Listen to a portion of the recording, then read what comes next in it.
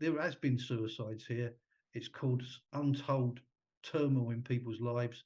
It's broken down marriages. People have lost their homes. They've lost their savings. They've been vilified in the local communities where previously they were pillars of society. Order! Order! Order!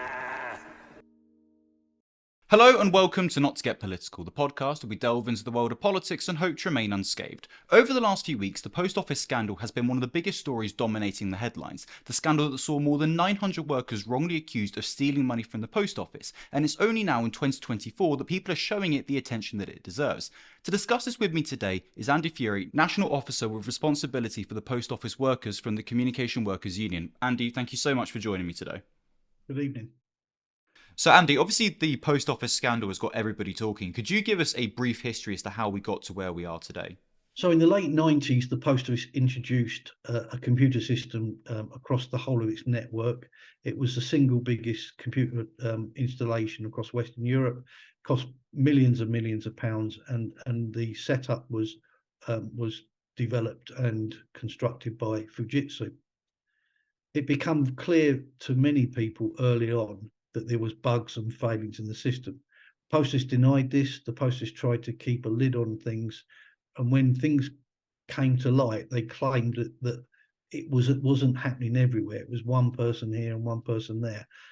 There's been a tissue of lies and a cover up, and you know don't hesitate to use the word corruption, but the reality is people have behaved in a corrupt way, not necessarily for their own benefit, but to try and avoid their responsibilities. That added to this has been the fact that the Post Office, in a very overzealous way, pursued private prosecutions against hundreds and hundreds of postmasters, many of which were convicted and suffered imprisonment. This is absolutely outrageous. The other scandal within this scandal is the way that the Post Office fought tooth and nail to avoid its responsibilities by opposing in courts the group litigation, and they basically tried to beat Alan Bates and the Justice for Sub Postmaster Alliance by having deeper pockets and trying to win it by dragging it out as long as possible, hoping that Alan Bates would run out of investment. Fortunately, Alan Bates was able to win that court case, and that's then started to create the political pressure through BES select committees and parliamentary questions and Westminster Hall debates, etc. Look, the most recent episode of all of this around the dramatisation has been massive. It's brought it into the public consciousness that there has been a scandal here going on for 20 years, and it's almost forced government and politicians into acting. Let's hope they act swiftly and quickly and do so in a responsible and reasonable way, so people can get justice quickly. When did this first come to the attention of the Communication Workers Union? We've known about this scandal probably for 10 years now. I gave evidence to the BES Select Committee in 2015, and even then we were calling out the Post Office and Fujitsu. We knew something was dreadfully wrong, and it's taken a lifetime for many years of suffering for people to get to this stage. But thankfully, it appears we're now starting to see the just deserts of the campaigners. And I should really call out and give tribute to Alan Bates for leading the campaign for the Justice of Sub Postmasters Alliance, which we fully support their aims and their endeavours. Now, obviously, Alan Bates and the Post Office is the reason that everybody's talking about this, the ITV drama that's come out, and it's an amazing 4-piece drama. Do you think the fact that it's taken an ITV drama for the government to show this scandal the attention it deserves, why do you think that it's taken that to happen? Well, first and foremost, the CW was instrumental in calling for a judicial inquiry. And the government, whilst they reluctantly agreed to set up an inquiry, they didn't put it on a legal footing. It was only after Boris Johnson was collared in Prime Minister's Question Time by an MP, Kate Osborne from Jarrow, Labour MP from Jarrow, where she sought to get it put on a judicial level, that he agreed to that. Now, I think he caught out his own government on that position. And thankfully, the Sir Win Williams inquiry has now been made judicial and has been ongoing for a couple of years now. But look, it's taken a long, long time to get to this position. There's been so many injustices along the way, but thankfully, the drama has helped to shine a light on exactly what's happened, and that has sparked outrage in Parliament and outside Parliament, and things are starting to happen as a consequence. Well, it's interesting that you mentioned Parliament because we've seen a lot of political grandstanding over with the post office scandal, most notably from Priti Patel, who has sort of tried to reinvent herself as the postmasters champion. What do you make of that? Oh, that's complete nonsense that she's the postmasters champion. I mean, look, there has been political people from across all parties, and being non-partisan here, I've got to pay tribute to Lord Arbuthnot, former MP. There's other MPs as well that have done a magnificent job as well across Parliament. But no, Priti Patel has not been the champion. There's many others that you can call the champion. It certainly isn't her. Who would you say are the real sort of the champions in terms of the sort of from members of parliament? Well, I think that it's been cross-party. There's been lots of people that have brought about Westminster Hall debates. Lots of parliamentary questions been posed. I think that Mariam Fellows, who's the chair of the All Parliamentary Party Group, has been campaigning quietly behind the scenes, been very active. Lucy Allen has done a magnificent job, and I think, to be fair, many Labour MPs as well have been talking about this for some time. What's happened here is that constituency MPs have been rightly lobbied by postmasters that found that they were being stitched up by the post office, and it is a stitch up. I mean, there's no doubt about it that it's a cover up and there's been collusion. And as local constituency MPs started to hear these horror stories, that's when debates started to take place in the House of Commons over the last 10 years. But it's taken this dramatisation to actually really bring it to the fore. And I suppose it's quite interesting that it's taken a TV drama to really get it the attention that it deserves. And I think that almost shows the importance of the arts in modern day society to be able to talk about tragedies that have happened and scandals. And yet we see a government that over the last 14 years has consistently tried to cut funding to arts-based subjects. Do you think that it shows how important it is to have the arts within our society? Oh, without a doubt. The CW fully supports the arts, the media, and culture in that way. And look, the TV show on ITV was really powerful and strong, and the actors and actresses did a magnificent job in so many respects. I should also say that this has been subject to parliamentary scrutiny, and Rachel Reeves, when she was the chair of the Best Select Committee, brought certain people to account, including Paula Venables, and so did Darren Jones when he became the chair of the Best Select Committee. So, there has been a lot of activity going on in Parliament about it, but it's only been this dramatisation that's really brought it into the public consciousness, and of course, the public is rightly outraged and indignant about how an institution like the Post Office, which purported to be the most trusted brand in the high street, how the Post Office could behave in such an unbelievably diabolical way towards so many innocent people, aided and abetted by government. And when all said and done, there was many junior ministers that had responsibility for the Post Office that would have known what was happening. And this is going to come out ultimately. The other thing is that it's worth bearing in mind is that the Post Office have actually, on their board, has sat for the last 15 years a senior government civil servant who is a direct report into the minister, and therefore the eyes and ears and mouthpiece of that minister has sat on the Post Office board.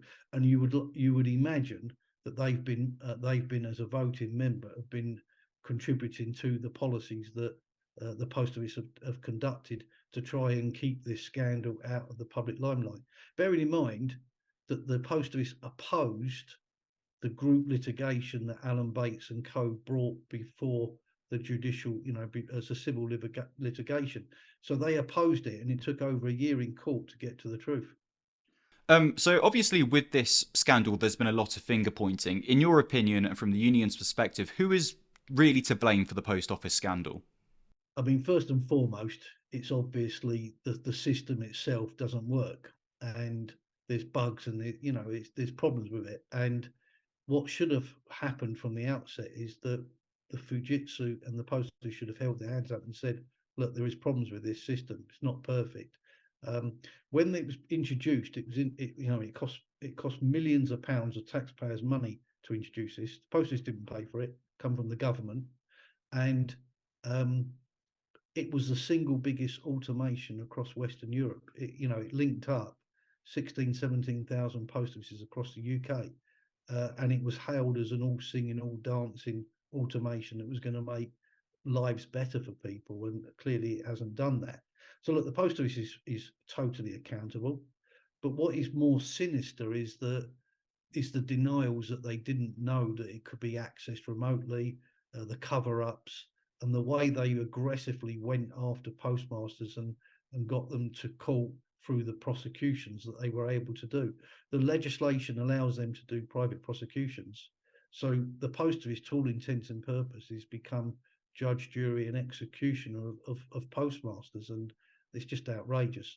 The National Federation of Sub Postmasters, a former trade union that was struck off by the certification officer, has got a lot to be held to account about, because they let the postmasters down. They were the representative body that had recognition rights with the post office to look after postmasters, and they put their head in the sand and pretended there was no problems with Horizon.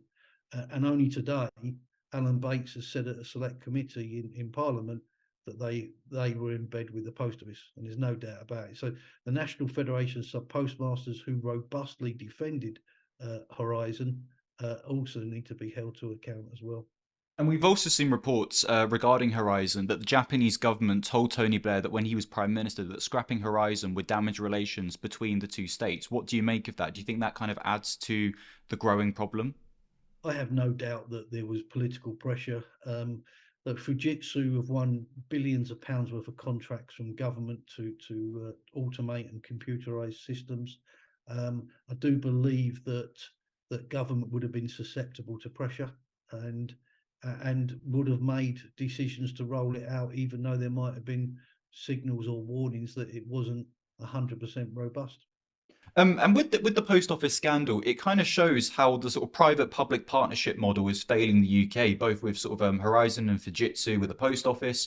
We've seen with Grenfell and the companies that provided the cladding, Serco with Test and Trace, also running UK prisons. It clearly shows that this model doesn't work in the UK. So why do people persist with it? Good question. I think you need to ask the government that. I mean, look, the post office opted for Fujitsu because my understanding of the bids process, it was the cheapest option. And sometimes when you go the cheapest option, you get what you pay for. So if they'd considered some of the other options from the other companies that have put bids in, perhaps we wouldn't have been here where we are today. It might have cost more money from the outset, but we might have got a better system that wouldn't have had these bugs and flaws. Now, obviously, we've seen the European head of Fujitsu today in the Select Committee apologise for the role that Fujitsu played, and that they've pledged that they will support they will provide financially to the compensation efforts. But is it kind of all too little, too late in a way, or too much to yeah? Yeah, when you started asking this question, the too little, too late sprang straight into my head. I mean, look, there's been panorama shows on this scandal years back. There's been dispatches program. There's been many journalists trying to bring this to the attention of the public. Fujitsu should have held its hand up years ago and said, "Do you know what? There is remote access to the Horizon system. It can be interfered with remotely." Without the postmaster knowing. They should have been open and honest and transparent and upfront, and they chose to say nothing. It's only now that they've been dragged into the select committee kicking and screaming that they're now, through mealy mouth words about that they're sorry and they apologise.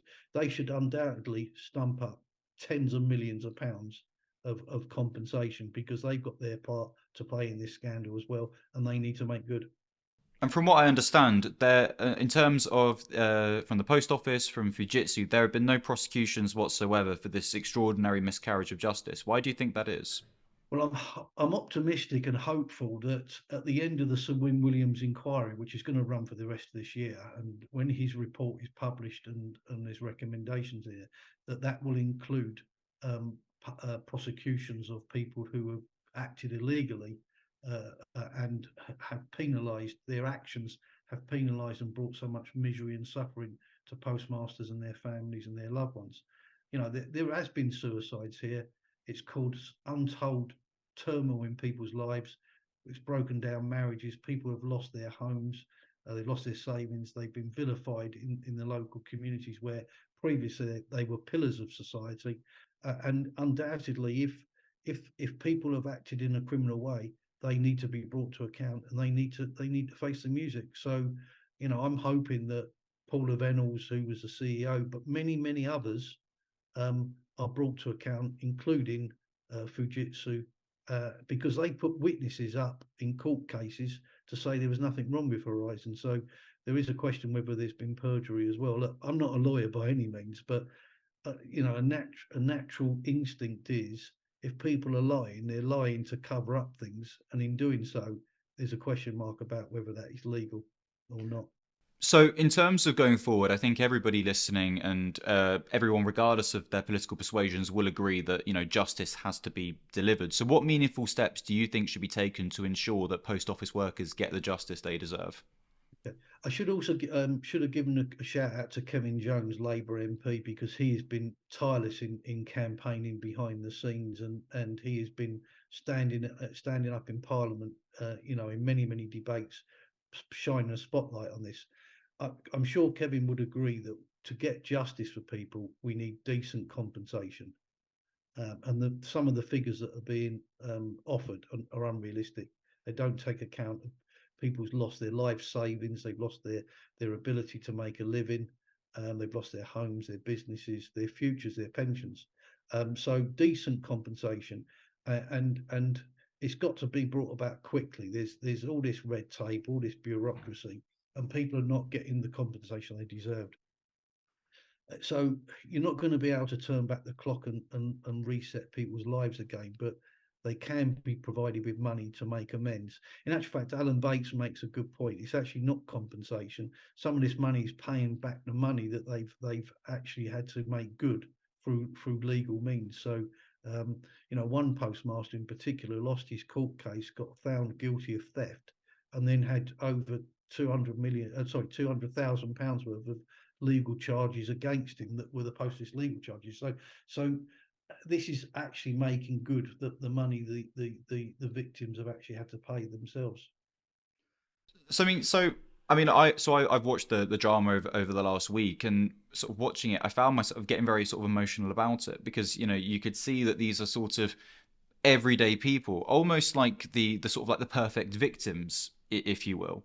These are people that we would maybe look at stereotypically and think, well, how can these people do no wrong? And I suppose that sort of contributes to the sort of the public support that we're seeing at the moment. What would you say to that? I think that's true. I mean, bearing in mind this happened in lots of rural areas, lots of very quaint parts of the United Kingdom. Um, these were small villages and towns, small family-run post offices, and the people that can run those post offices were seen as part of the fabric of society. Now, because they were on their own and let down massively by the National Federation of Sub Postmasters, it was easy to make them into victims. It's only because Alan Bates brought people together under the banner of the Justice for, JFSA, Justice for Sub Postmasters Alliance, that they then started to fight back. But that's been a 20-year crusade for Alan Bates and these other people around him.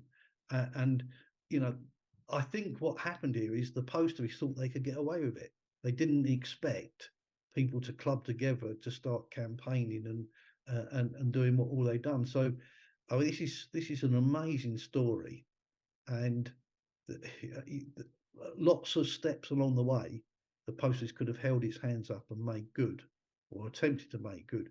But no, they've defended themselves. They tried to beat Alan Bates in court, by having deeper pockets, by trying to basically break him because he had financial support, and that financial support wasn't an endless supply, and they were hoping to beat him by him running out of money. And if we wouldn't have got this far had they not won their group litigation order for the 555. So what needs to be looked at here is the post office's tactics, which included trying to recluse the judge, essentially sack the judge because they said he was biased. Now, that was thrown out by the Court of Appeal, but these were all stalling tactics. These were all tactics to rack up the costs and trying to beat Alan Bates, who they thought who would lose money because they wouldn't have any more investment. So, I mean, look, the tactics here have been completely and utterly cynical, and people need to be held to account for that alone. You say that the post office believe that they could beat the postmasters. Do you think that came from arrogance or ignorance? I think arrogance. I think the post office is, I mean, look, I've dealt with the post office for over 30 years now at the senior levels.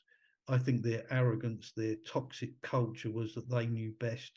They could ride roughshod over the little person. They were backed by government. I think they thought they could get away with murder, literally, and they've been caught out. But it's taken, as I say, 20 years for this to come to this position, this point. So where do you think the post office goes from here? Because it's almost like they are not seen in a positive light at the moment, and it's sort of very damaging to their PR. So how do they begin to improve public relations? Well, I mean, I would urge the public not to boycott the post office. We've heard examples where people say, "Well, I'm not going to deal with the post office any longer." The post office, actually, the real post office is the postmasters and the staff, the counter staff, the people that keep the money on the road, supplying the post office with money to pay out to customers. That's the real post office. It's not the senior leadership on inflated wages at the very top. I mean, they're just custodians of running the post office. But I mean, I would say to the general public, view the post office as your postmaster and their support staff. Don't view it at the policy makers that have been appointed by government. They're the people that are wrong and completely out of order in this. So hopefully the post office will survive this, not with the current leadership, but with new leadership. Perhaps it needs to be made into a mutualisation. There's something that perhaps a new government needs to look at. New work needs to be put its way by government. The previous government said that the coalition government said they wanted the post office to be the front office of government services. That could still happen. So the post office could have a bright future, but it's got to get rid of its toxic culture and get rid of the attitude and the mentality that's got that postmasters are thieves.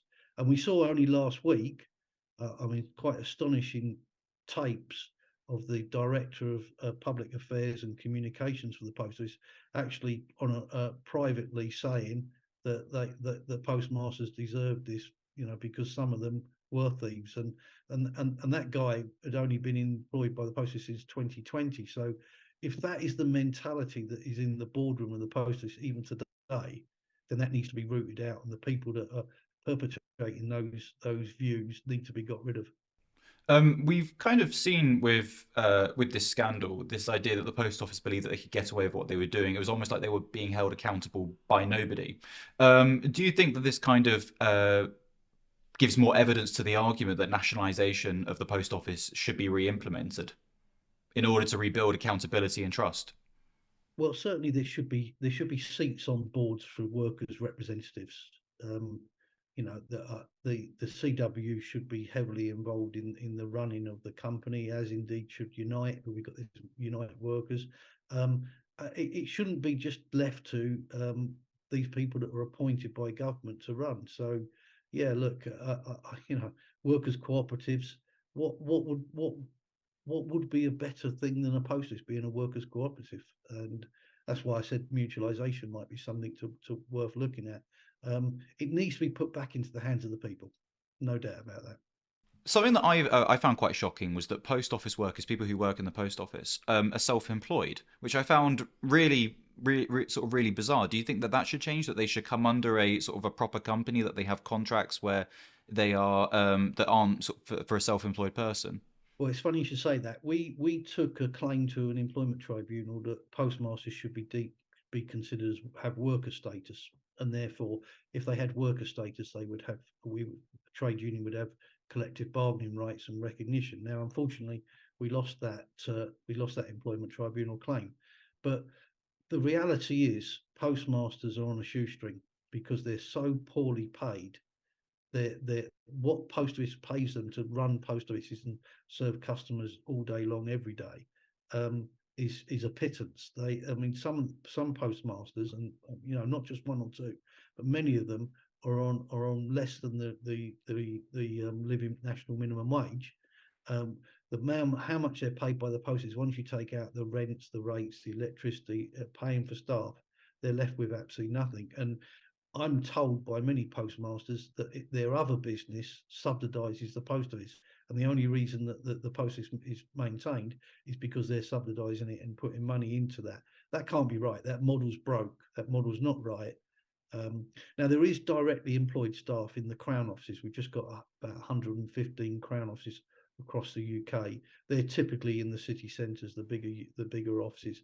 But the post office have been hell bent on getting rid of them.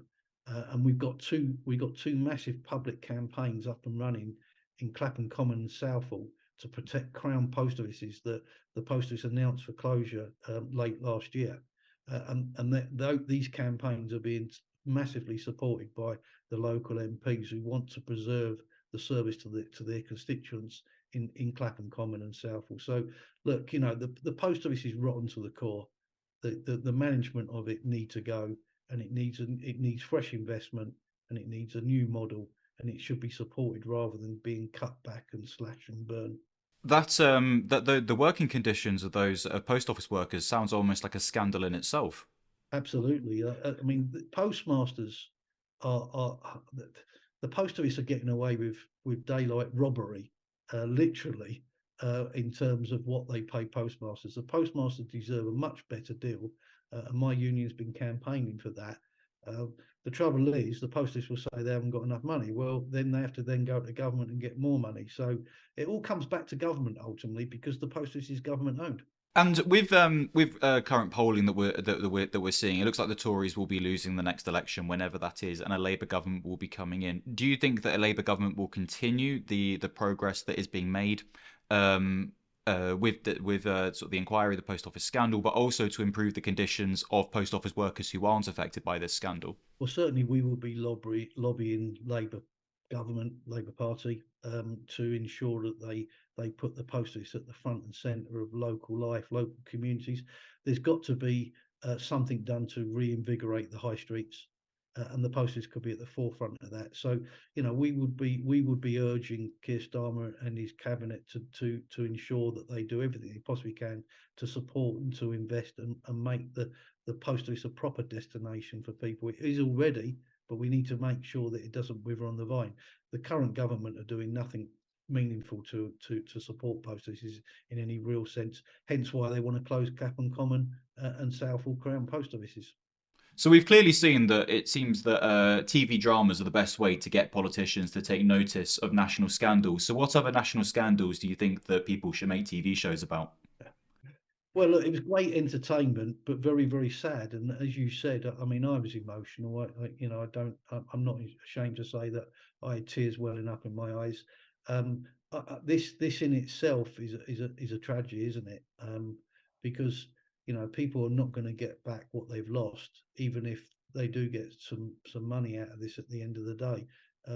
I really don't know what other scandals can be publicised on TV. That's not my area of expertise, but I'm just so grateful that this has come to the forefront of the public consciousness and the politicians as well. But what we've got to do is make sure the politicians deliver. It's all very well them all jumping on the bandwagon and saying how dreadful this is and so on and so forth. They've got to put their money where their mouth is and make this happen quickly. Those postmasters and their families deserve justice, and they deserve it quickly. I guess the question is, can you put a price on suffering, which is kind of what we're seeing at the moment. I mean, obviously with the TV drama, it only focused on it only focused on a few specific cases, but as we said at the start, more than 900 workers were wrongly accused of stealing money. That's not only 900 individual lives that have been ruined, but they'll also have families, extended families. So we're looking at maybe somewhere around sort of the tens of thousands potentially, depending on how big some people's families are and friends as well. Well, I think there's people trying to put a price on how much to quantify the misery and the suffering there is, and I think they're putting a low price on it, and that's why this is getting bogged down in not moving forward quickly. There needs to be much more realistic sums being offered. Now, that means the government funding more compensation, and I've heard a figure of £1 billion being set aside. That £1 billion needs to be paid out. In reality, and the offers that are insulting at the moment need to be significantly increased and enhanced and become more realistic. And do you think that $1 billion will be paid out, or you're not holding any breaths yet? I think it will, because it's going to have to be. What we can't have is people being shortchanged and being pressurised to accept inferior offers, or offers that are just don't cut it. So I think that Alan Bates and his organisation, I think many postmasters realise that they warrant and deserve and are due significant payouts, and I'm confident that people will say no to payments that just don't cut it, and will hold out for a much better payment. There needs to be decent remuneration made that's not going to turn back the clock and replace what people lost, but hopefully to give some sort of comfort going forward, that people can have a quality of life instead of the misery they've put up with for the last 20 years. That's really good.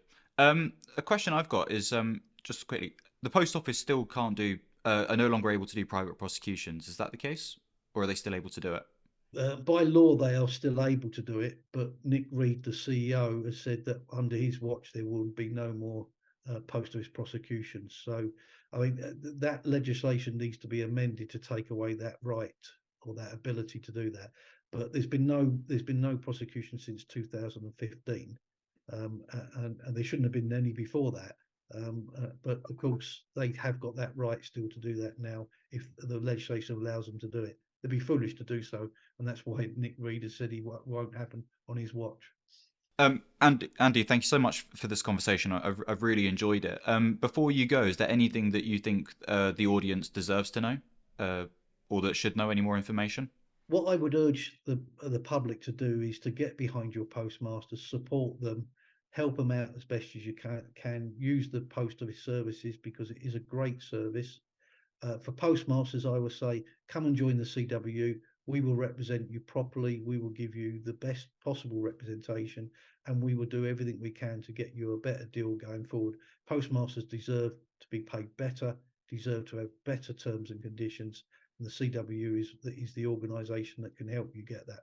And to all of you listening and watching, we appreciate every single one of you and the support that you are showing our podcast. Please remember to subscribe to our YouTube, follow us on Spotify, TikTok, Instagram, any social media that we're on. Please donate to our Patreon if you can. We really appreciate the support that you're showing us, and we'll see you again for the next episode. Thank you.